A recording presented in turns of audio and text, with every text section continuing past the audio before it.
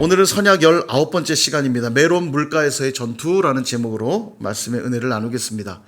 이제 중부지방을 점령하고 또 남부지방까지 점령을 마쳤습니다. 그리고 이제 북쪽으로 진격을 하게 됩니다. 아니나 다를까 남부연합군의 패배 소식을 들은 북쪽 왕들이 긴장하기 시작을 해요. 그래서 북쪽의 중심축 역할을 하는 이 하솔왕 야빈이 여러 족속들을 다 끌어모읍니다. 북쪽 나라들은 물론이거니와 동쪽과 서쪽에 있는 모든 족속들을 다 모아요. 얼마나 많았던지 4절의 표현엔 이런 말이 나와요. 해변에 수많은 모래 같고 병거도 심히 많았더라. 얼마나 많았으면 해변에 모래 같다고 말하겠어요? 그러니까 남부연합군과의 싸움도 참 쉽지 않았는데 북부연합군과의 싸움은 더 말할 것도 없는 상황이 된 거죠. 5절에 보니까 이렇게 나옵니다. 이 왕들이, 연합군들이 다 모인 거예요. 이 왕들이 모두 모여 나와서 이스라엘과 싸우려고 메론 물가에 함께 진쳤더라. 아멘. 메론 물가로 진을 쳤습니다. 이 메론이란 곳은 어떤 곳이냐면 북쪽으로 올라가기 위한 교통의 요충지입니다. 메론 물가를 통과해야 북쪽으로 올라가는데 이 중요 요지에 길목을 딱 차단하고 이스라엘 군대를 기다리고 있는 거예요. 연합군들이 꽉 다 모여서. 그러니까 메롬은 어떤 곳이냐면 이들이 가장 잘 싸울 수 있는 곳인 거죠. 그러니까 거기에 모든 연합군의 병력을 다 모았고 메롬 물가니까 그 옆엔 계곡도 있었겠죠. 많은 매복조들도 비치할 수 있었던 굉장히 유리한 지역입니다. 그러니까 수많은 군사들이 진치고 있고 매복조도 있는 이런 상황에서 메롬 물가를 통과하지 않고는 북쪽으로 올라갈 수 없으니 이스라엘 군대들은 이 메론 물가로 나갈 수밖에 없는 상황이에요. 누가 봐도 승산이 없는 전투죠. 길목을 이미 차단하고 있고 모일 수 있는 군대는 다 모였고 심지어 매복 쪽까지 있으니까 이건 뭐 승산이 없는 전투입니다. 과연 어떻게 승리할 수 있는가? 자, 오늘 그것을 좀 보고자 하는 거죠. 우리나라의 위대한 장군들이 많습니다만 가장 대표하는 한 분을 뽑으라고 하면 이순신 장군을 뽑을 수 있을 겁니다.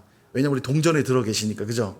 동전에 들 땐 위대한 분을 먼저 넣는 거니까, 맞죠? 100원짜리긴 해도 이순신 장군님이 우리나라를 대표하는 장군이라 할 수 있습니다. 그분의 위대했던 기록들이 많은데 그중에 대표적인 게 있다면 영화로도 만들어지기도 했는데 12척의 배로 330척의 외선을 막아낸 이 명랑해전. 그죠? 이 엄청난 싸움 아닙니까?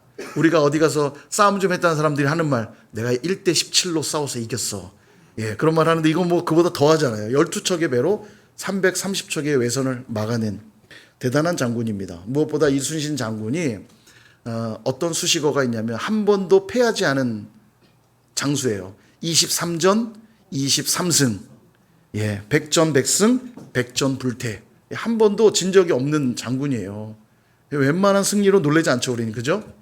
다 그 정도 승리하시죠? 대단한 거예요. 근데 어떤 학자가 그런 얘기 하더라고요. 이순신 장군이 한 번도 패하지 않은 이유는 무엇인가? 승리하는 전쟁만 했기 때문이라는 거예요. 승리하는 전쟁만 했다. 한 예를 들었는데 선조가 부산포로 나가 싸우라고 명령을 내립니다. 그랬더니 이순신 장군이 나가질 않아요. 그 이유가 뭐냐면 부산포로 나가게 될 경우 우리가 전멸할 수 있다. 절대 나가면 안 된다. 안 나갔다는 거죠. 그러니까 이길 수 있고 승리할 전쟁만 잘 분별해서 나갔기 때문에 승리했다는 거예요. 이순신 장군의 위대함이 여기에 있는 거죠. 이 분별하는 능력. 그러니까 적은 수군으로도 큰 승리를 이끌어낼 수 있었던 겁니다. 위대한 장수는 어떤 사람이냐? 무모한 싸움을 하는 사람이 아니라 이기는 싸움을 하는 자다. 이렇게 말할 수 있습니다. 그렇다면 메론 물가의 전투는 누가 봐도 질 게 뻔한 전투인데 질문 드릴게요. 싸워야 될까요? 말아야 될까요? 질 게 뻔한 전투인데 이부 예배는 수준이 장난이 아닌데요. 싸워야 될까요? 말아야 될까요? 했더니 싸워야 되는데 이유가 뭐라고요? 감동이 됩니다. 이분은 수준이 높아요. 맞습니다. 이 판단을 내가 하면 안 돼요. 위대한 장수도 아닌 내가 짓게 판단해 봐야. 그러니까 맨날 나가 지는 겁니다. 누가 해야 되면 이순신 장군 같은 분이 해야 돼요. 이 싸움을 해야 될까 말아야 될까. 근데 이스라엘에겐 이순신 장군보다 더 위대한 장수가 있었습니다. 누구예요? 하나님이 계셨죠. 하나님이 말씀하시면 그 말씀 따라 순종하기만 하면 이미 모든 걸 분별하시고 또 일하시는 그 하나님의 말씀만 있으면 백전백승할 수 있는 겁니다. 그래서 오늘 백전백승의 비결을 두 가지로 오늘 살펴보고자 합니다. 첫 번째는 백전백승하기 위한 첫 번째, 온전한 순종입니다. 온전한 순종. 6절 한번 볼까요? 같이 한번 읽어보겠습니다. 시작. 여호와께서 여호수아에게 이르시되 그들로 말미암아 두려워하지 말라. 내일 이맘때에 내가 그들을 이스라엘 앞에 넘겨주어 몰살시키리니 너는 그들의 말 뒷발에 힘줄을 끊고 그들의 병거를 불사르라 하시니라. 아멘. 그들을 넘겨주어 몰살시켜 줄 것이니까 두려워 말고 담대히 나가 싸워라 말씀해 주셨어요. 근데 승리의 레시피가 여기까지가 아닙니다. 적들을 몰살시킨 다음에 다 몰살시켜 준다 했으니까요. 몰살시켜 준 다음에 뭐까지 하라고 그러냐면 그들이 가졌던 말의 힘줄을 끊어놓는 일과 그들이 소유하고 있던 병거까지도 다 불살르라는 거예요. 여러분 뭐 적들과의 전쟁이니까 그들을 완전히 다 진멸하는 것은 뭐 당연한 얘기인데 그들이 가지고 있는 말과 병거까지 굳이 없애야 될 필요가 있을까요? 왜냐하면 실제 전쟁을 해보면 상대가 가지고 있는 전리품들을 취해서 우리의 전력을 보강하고 필요한 것들을 취하는 건 너무 당연한 일입니다. 여러분 말을 길러내려면 굉장히 돈도 많이 들고 시간도 많이 걸려요. 이 준마들을 길러내기 위해서는 많은 에너지가 필요하거든요. 근데 전쟁에 이미 상대가 다 만들어 놓은 훌륭한 말들을 취할 수 있다면 이보다 더 좋은 전력이 어디 있어요. 그죠? 병거도 마찬가지입니다. 이들이 가진 철기 문화로 만든 병거는 웬만한 화살 공격도 막아설 만큼 강력한 것들이었을 거예요. 오늘날로 하면 탱크 같은 겁니다. 탱크. 좋은 탱크 그거 버리고 갔으면 탱크를 취하면 와 그것도 하나 만들려고 그러면 돈도 많이 드는데 그거 좀 취하면 더 좋은 거 아니에요? 말도 그렇죠. 오늘날로 하면 미사일 같은 겁니다. 미사일 바닥에 놓고 갔으면 야 이거 취하기만 하면 강력한 거잖아요. 그죠?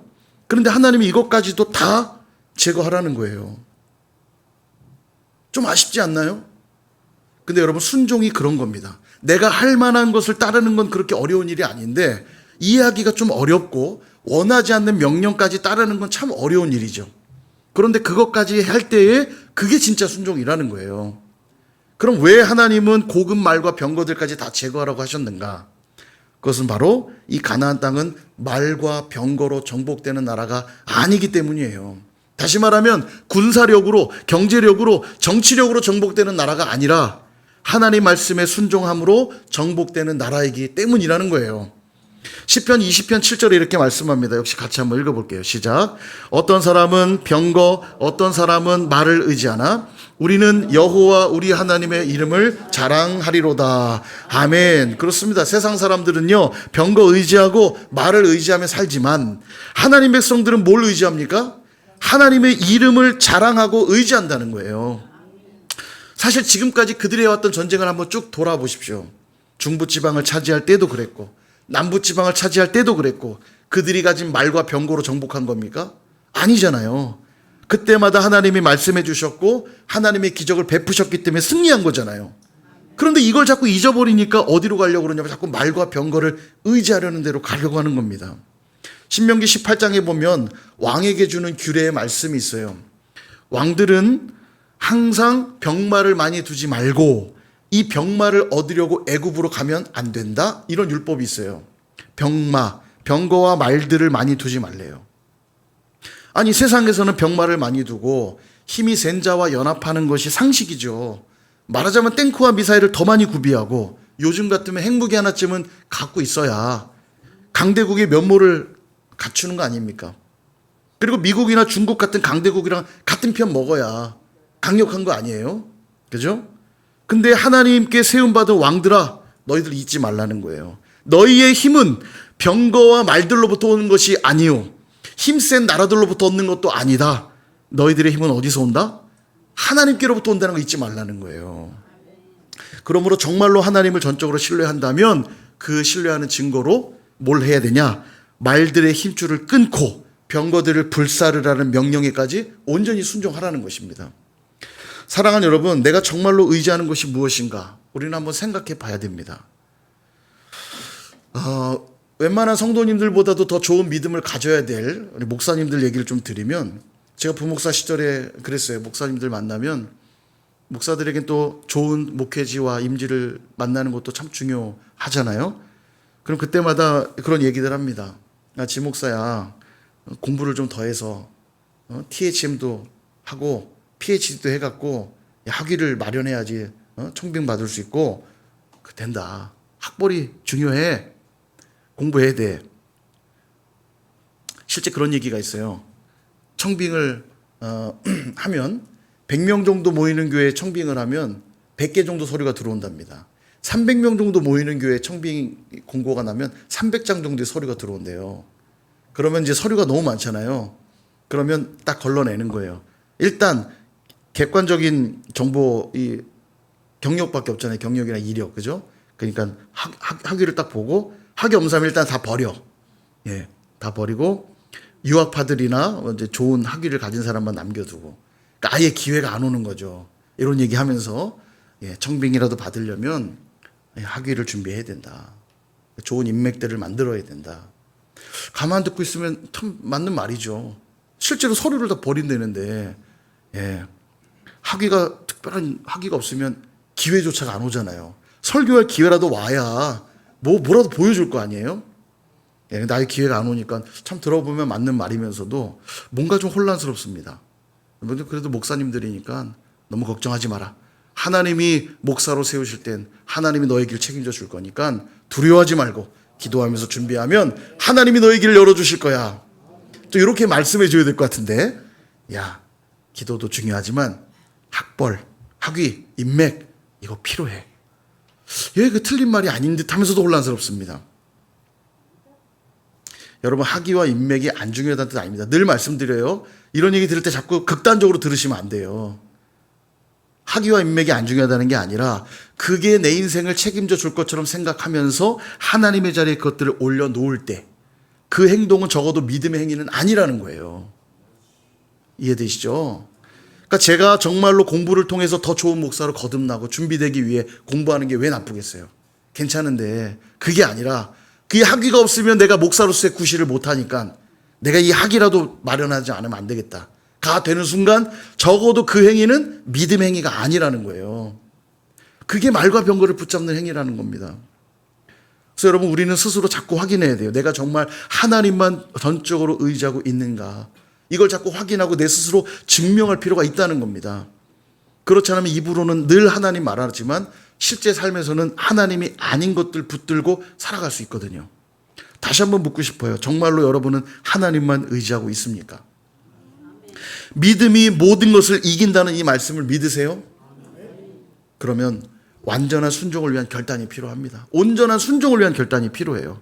하나님 자리에 자꾸 놓으려고 하는 것들의 힘줄을 끊어내고 그 것들을 불살르는 결정들을 하셔야 돼요. 그럴 때 우리는 하나님의 일하심을 보게 될 것이고 승리하게 될 줄로 믿습니다. 아멘. 보세요. 저 여기 선일교회 왔잖아요. 대단한 학위 없어도. 그죠? 제가 그때 고민했어요. 성도들에게 맨날 믿음으로 사셔야 됩니다 얘기하면서 나는 믿음으로 안 살면 내가 과연 설교할 수 있을까? 솔직히 근데 두려웠어요. 정말. 기회가 아예 안 오면 어떡하나. 인간적인 고민이 왜 없었겠어요? 근데 이렇게 감사함으로 고백할 수 있는 자리가 제게 허락돼서 그 얼마나 감사한지요. 믿음으로 살아내시길 축복합니다. 자, 두 번째, 우리가 백전백승하기 위해 필요한 것은 부지런한 순종입니다. 첫 번째는 뭐였죠? 온전한 순종이고요. 두 번째는 부지런한 순종입니다. 다시 한번 6절을 보시면 하나님이 승리를 주시는 시점을 이렇게 말씀하고 계세요. 여호와께서 여호수아에게 이르시되 그들로 말미암아 두려워하지 말라. 내일 이맘때에 내가 그들을 몰살시켜 주겠다. 승리하는 시점이 언제예요? 내일 이맘때에. 자, 내일 이맘때 몰살을 시켜 주실 것이라는 말씀을 듣자마자 여호수아가 어떻게 하냐. 7절. 이에 여호수아가 모든 군사와 함께 메론 물가로 가서 갑자기 습격할 때에, 아멘. 갑자기 습격했다. 이 말은 뭐냐면 기습 공격을 감행했다는 거예요. 기습 공격. 그럼 기습 공격을 언제 하죠? 상대가 눈 시퍼렇게 뜨고 있을 때 가나요? 뭐 좀 방심할 때, 예를 들어 밤이라든지 새벽 이른 시간, 이럴 때 기습하는 거죠. 그러니까 지금 새벽 시간에 기습 공격했다는 얘기예요.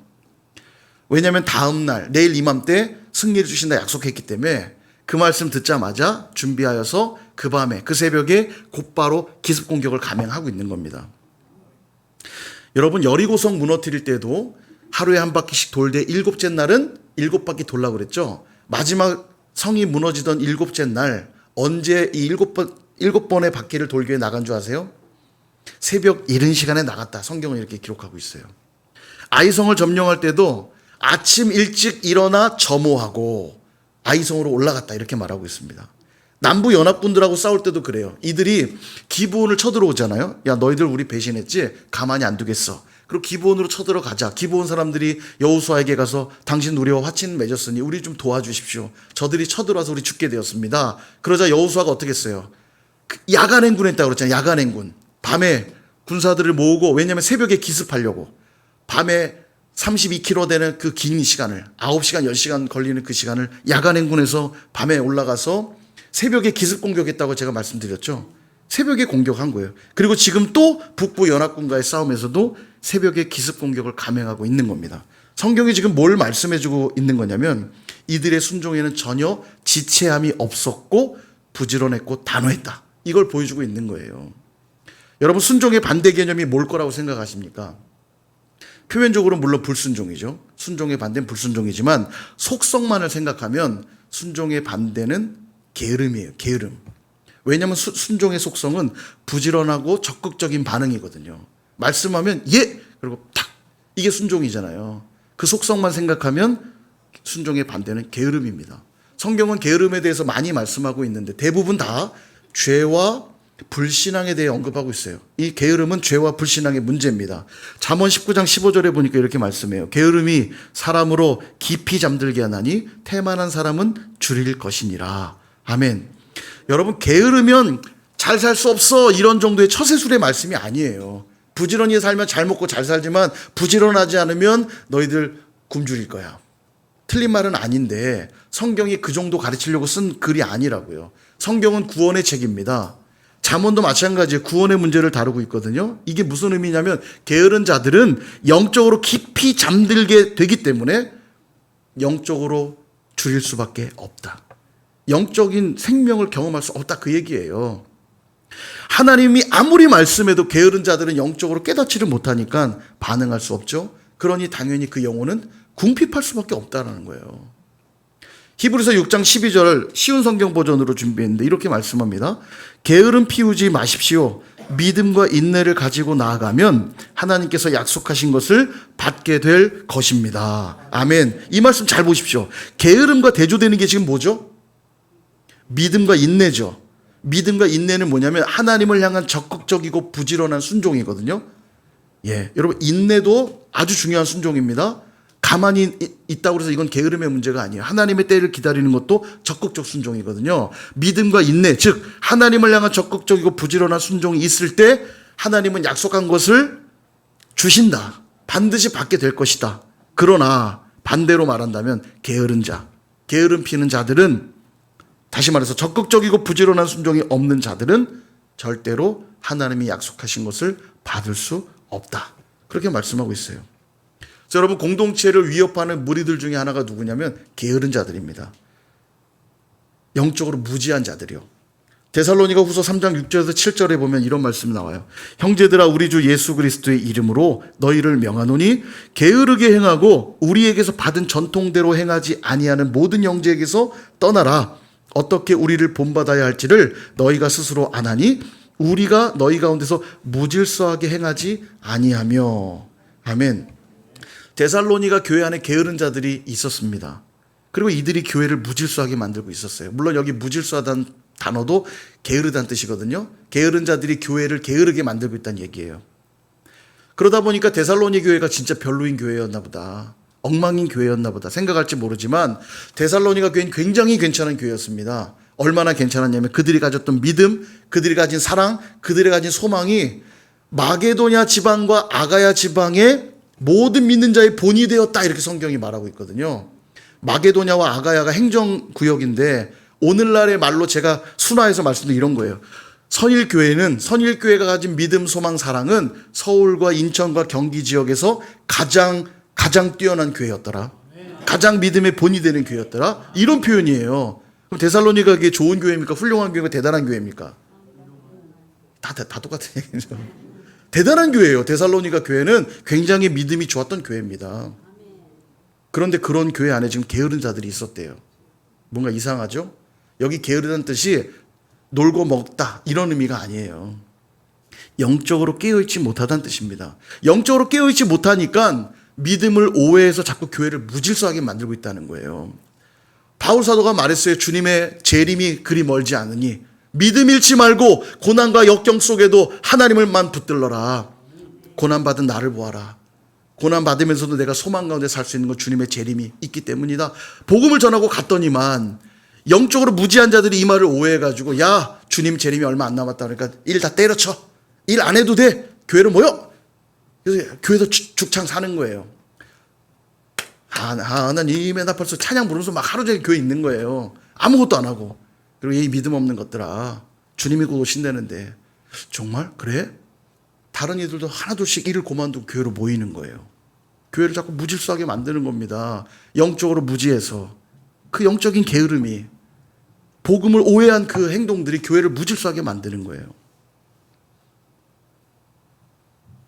그러니까 오늘 말씀의 표현으로 바꾼다면 하나님의 뜻에 적극적으로 또 부지런하게 순종하지 않으면 분명히 이것저것 많이 하고 있는데도 영적인 분별이 전혀 안 되니까 교회를 자꾸 어지럽히고 그 사람이 손만 댔다 하면 그 사람이 말만 했다 하면 교회가 자꾸 무질서해지고 어지럽히게 되는 그런 게으름뱅이가 된다는 거예요. 그러므로 영적인 일에 부지런해져야 합니다.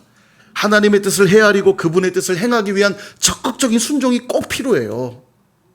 그러기 위해 매일매일 하나님 말씀 앞에 서는 부지런함이 필요합니다. 일주일에 한번 듣는 말씀이라고는 주일날 나와 듣는 이 말씀이 전부라면 어떻게 그게 게으르지 않은 것일 수 있겠어요? 어떻게 영적으로 깨어있을 수 있겠냐고요? 무지할 수밖에 없죠. 매일매일 기도하는 부지런함이 필요합니다. 기도하지 않고 일주일에 교회 나와 기도하는 게 전부니까 어색하죠. 기도가 주님 얼굴 뵙는 게 민망하죠. 그런데 무슨 영적인 깨어있음이 있겠어요? 무지할 수밖에 없고 게으를 수밖에 없는 겁니다. 여러분 이 우선순위를 자꾸 밀어내시면 안 돼요. 바쁘다는 핑계로, 상처받았다는 이유로, 귀찮다는 핑계로, 짜증난다는 이유로, 누구 때문에, 저 사람 때문에, 이 사람 때문에, 무엇 때문에, 저것 때문에, 이것 때문에 자꾸 이런저런 이유와 핑계를 대면서 게으름의 자리로 가시면 안 된다고요. 생각해 보십시오. 총탄이 오가는 전쟁통에 아유 귀찮다, 총 쏘기도 귀찮다, 그냥 맞든지 말든지 나는 안 할란다 하는 군인이 있겠습니까? 지금 총탄이 막 오가는데요. 전쟁을 해봤어야 알죠. 총을 쏴봤어야 알죠. 공습이 막 계속되는데 하늘에서 막 미사일이 계속 떨어지고 폭탄이 떨어지고 난리가 나면서 막 공습경보 울리고 지금 대피하라고 여기저기 방송이 나오는데 아우 나는 졸려 피곤해. 너희들이나 나는 그냥 집에서 잠이나 잘게.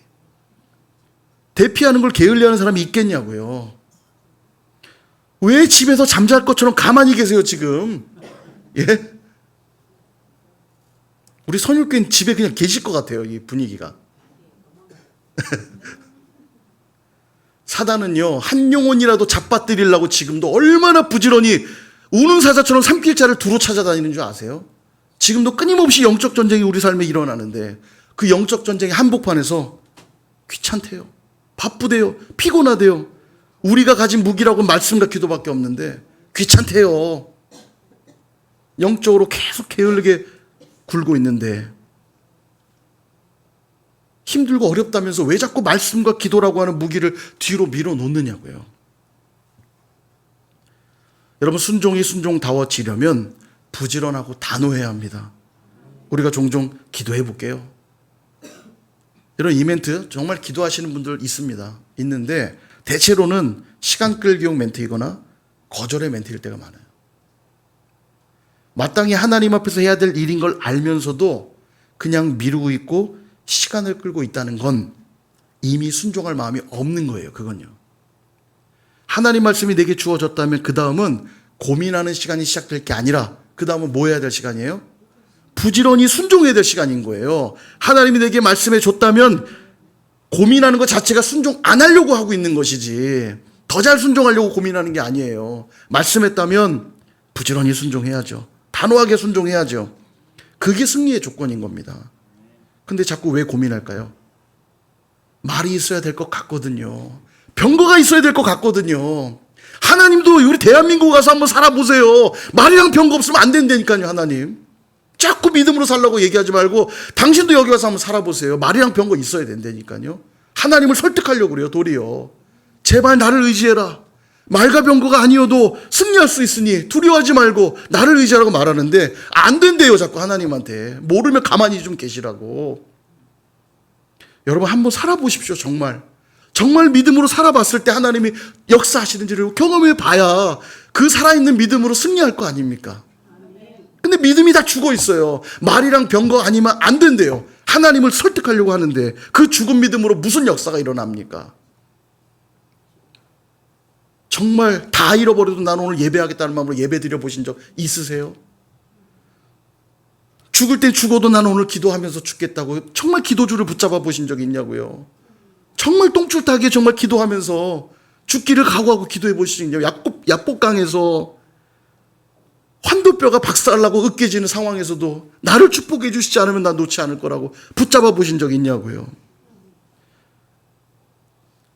힘든 일 생기면 여기저기 쫓아다니면서 조언을 받으면서도 하나님 말씀 붙들고 정말 답이 나올 때까지 뚫어지도록 그 말씀 붙들고 씨름해 본 적이 있으시냐고요? 여러분의 믿음은 살아있습니까? 하나님 말씀을 받았는데 만약 내 안에서 갈등이 일어난다면 여러분 잘 들으셔야 됩니다. 하나님 말씀을 받았는데 저거 나한테 하시는 얘기 같은데 내 안에 갈등이 일어나고 있다면 말씀 받은 거 맞아요. 그리고 갈등이 일어나고 있다면 그 다음에 뭐가 필요하냐면 기습 공격이 필요한 때입니다. 내일 이맘때 내가 승리를 주겠다고 말씀해 주셨다면 야 저렇게 군대가 많은데 어디에 매복이 있는지도 모르는데 고민이 되지만 그 갈등 때문에 고민할 게 아니라 주신 말씀을 붙들고 기습 공격을 감행해야 돼요. 과감하게 결단하고 순종하는 게 필요한 겁니다. 만약 여기서 미루게 되고 시간을 끝나면 100% 그건 불순종할 수밖에 없어요. 금요일도 말씀드렸지만 우린 자꾸 합리화합니다. 그래 열심히 기도할 건데 내일부터 그래 열심히 예배할 거지만 다음 주부터 열심히 말씀 볼 거지만 언젠간 나가 분명 말씀 볼 거야. 그러면서 오늘 내 마음을 놔버리는 거 아닙니까? 다짐했다는 이유로 오늘 내 마음을 놔버리는 거 아니에요. 나는 금요 예배 빠지는 이유가 당연히 있고 나는 주일 예배 빠지는 이유가 당연히 있고 끊임없이 만들어지는 그 합리화 내용들을 가지고 하나님은 승리를 주겠다고 말씀해 주시는데 나는 끊임없이 귀 닫고 눈 닫고 밀어내요. 귀 있는 자들은 들을지어다. 귀 있는 자들은 들을지어다. 우리 선일교회 성도님들 귀 있는 자들은 들으시길 바랍니다. 돌아서면 오늘도 까먹으시면 안 돼요. 성령께서 내 안에 감동 주실 때 미루지 말고 바로 순종해야 돼요. 내가 기도해야겠구나 싶을 때 지금 기도하는 겁니다. 내일부터 해야지. 다음 주부터 내가 꼭 해야지. 그거는 안 하겠다는 고백이에요. 기습 공격하지 않으면 내일 이맘때 승리는 없는 겁니다. 지금 기습 공격을 해야 내일 이맘때 승리가 있는 거예요. 죄가 깨달아질 땐 그 자리에서 회개하는 것이고 행해야 될 일들이 생각날 땐 곧바로 행해야 한다는 것입니다. 말씀을 정리합니다. 사랑하는 여러분, 우리의 인생이 늘 메론 물가와 같지 않습니까? 앞으로 가긴 가야겠는데 우리 인생의 많은 문제 어려움들이 그 요지의 자리를 딱 들고 앞으로 못 나가도록 우리를 막아설 때가 참 많아요. 질병의 문제도 있고요. 재정의 문제도 있고요. 관계의 문제도 있고 진로의 문제도 있고 많은 문제들이 우리 인생길을 꽉 막고 있는 것처럼 보일 때가 많아요. 웬만해서는 안 될 것 같고 자꾸 좌절하게 만들고 답답하게 하는 일들이 많습니다. 이때 이 메론 물가를 돌파할 수 있는 유일한 방법은 하나님 말씀을 확인하는 것이고 확인했다면 오늘 두 가지 말씀드렸죠. 온전히 순종하되 부지런하고 단호하게 순종해야 한다는 것입니다. 그래야 승리하는 거예요. 그래야 그 메론 물가를 돌파하는 거라고요. 오늘도 우리는 이 싸움을 하는 겁니다. 내 옆 사람하고 싸우는 게 아니고요. 우리 가족들하고 싸우는 게 아니고요. 내 환경들 놓고 싸우는 게 아닙니다. 하나님 말씀을 붙들어야만 승리할 수 있는데 자꾸 말씀이 아니라 하나님 아닌 말과 병거를 의지하려고 하는 내 안의 죄성과 싸우셔야 되는 것이고 자꾸 핑계하고 미루려고 하는 내 안에 있는 게으름들과 싸우셔야 되는 거라고요.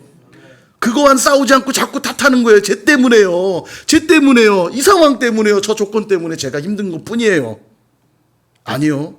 하나님 말씀에 순종하면 승리합니다. 문제는 내 안에 자꾸 말과 병과 의지하고 싶은 죄성과 자꾸 미루려고 하는 게으름 이것과 싸워야 되는 거예요. 여러분 메론 물가는 결코 쉬운 것이 아닙니다. 그러나 하나님이 함께 하시면 승리하게 될 줄로 믿습니다. 온전한 순종과 부지런하고 단호한 순종으로 승리의 삶 살아가시는 저와 여러분 다 되시기를 주님의 이름으로 축원드립니다.